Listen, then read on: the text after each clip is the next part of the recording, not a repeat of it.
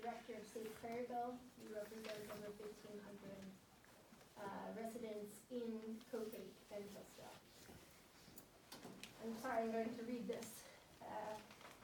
Tonight, Safe Craryville and members of our community will highlight 3 instances in which the Copic Planning Board's cursory review of documentation has led to a misunderstanding, misinterpretation, and unfounded satisfaction of a Phase 1 environmental site assessment. Respectfully, members of our community have given this project enough attention to expect the highest level of due diligence from this board. We hope that moving forward, you will read and consider our well-researched statements. We have asserted these facts before the board since October 2018 and will submit them to you tonight again and comprehensively. Number 1, a Phase 1 ESA specifically related to subsurface contamination and separate to the Phase 1 related to asbestos was expressly requested by the Planning Board Deputy Chairman, Chris Grant, who is not in attendance, in December 2016. The Phase 1 related to subsurface contamination was said to be submitted by the applicant. In fact, and according to meeting minutes, it appears that the ZBA's negative declaration of significance and its granting of the special use permit in the weeks following was contingent on this missing submission. The said Phase 1 ESA addressing potential subsurface contamination. Following and throughout most of this board's site plan review and 17 public hearings, it was thought that the single asbestos Phase 1 was a satisfaction of the originally requested subsurface contamination Phase 1.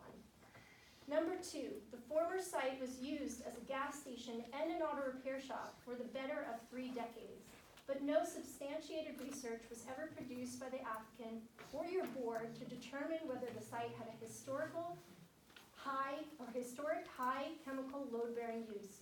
In fact, Chairman Haight insisted at the August 1st public hearing that, quote, there was never a gas station there to begin with. Turns out it was just something the applicant said and had no proof of.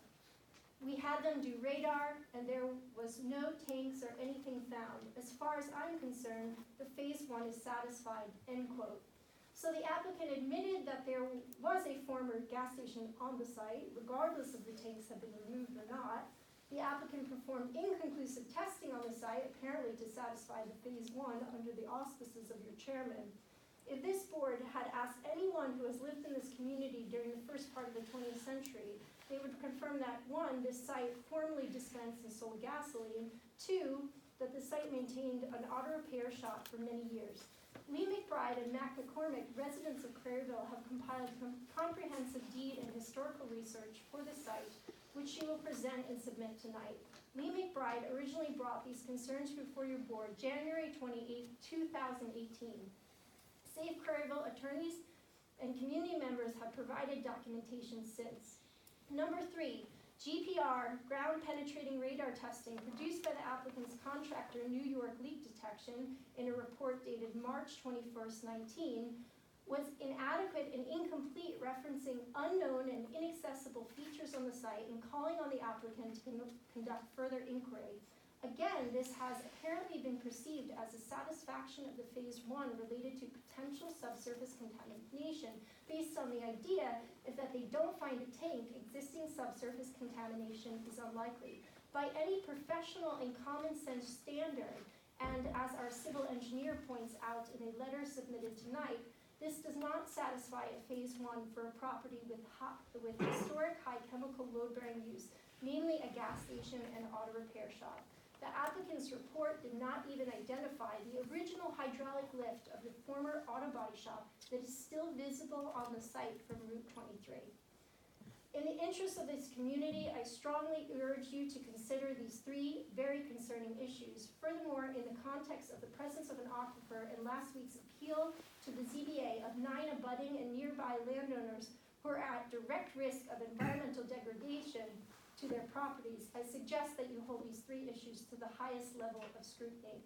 I'm going to hand this over to Lee to present the history of the site. Thank you. May I? Yes, ma'am. Lee McBride, I live in Craryville. I like to read some excerpts from a report entitled History of the Site of the Proposed GRJH Gas Station in Craryville, New York, a paper which I researched and wrote with Mac McCormack and which is being distributed to each member of the Copake Planning Board tonight. All the exhibits will be provided digitally to each board member. Excuse me. The site on which GRJH is seeking approval to build a gas station and convenience store has had multiple commercial uses in the past. It was once a gas station and car dealership, a fact which seemingly was never in dispute until the chairman of the planning board, Bob Haight, stated publicly at a monthly meeting of the Copake Planning Board that there had never been a gas station on the site. He has made this claim more than once, most recently at the Copake Planning Board meeting on August 1st, 2019. Many lifelong and longtime community members remember well that it was a gas station, auto repair shop, and car dealership, and remember also that it was a grocery store after that. The purpose of our paper is to correct the misinformation which Mr. Haight has claimed as fact.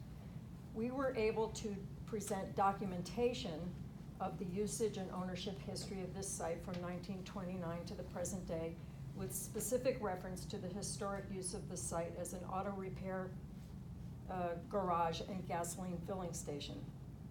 All supporting documentation is found in the attached exhibits. Clayton Carl purchased the property in 1929. By 1936, Mr. Carl had become the proprietor of the Craryville Garage, which was advertised in the Hillsdale Harbinger as being an authorized Chevrolet Oldsmobile dealer providing, quote, general auto repairs, gas, oil, tires, accessories, and noting greasing a specialty. In December 1947, Clayton Carl and his wife Doris conveyed the deed for the property to Craryville Garage, Inc. At the same time, in 1947, a certificate of incorporation of Craryville Garage, Inc. was recorded with the county clerk. The gas station is remembered to have been operating during the 1950s by many lifelong and longtime area residents.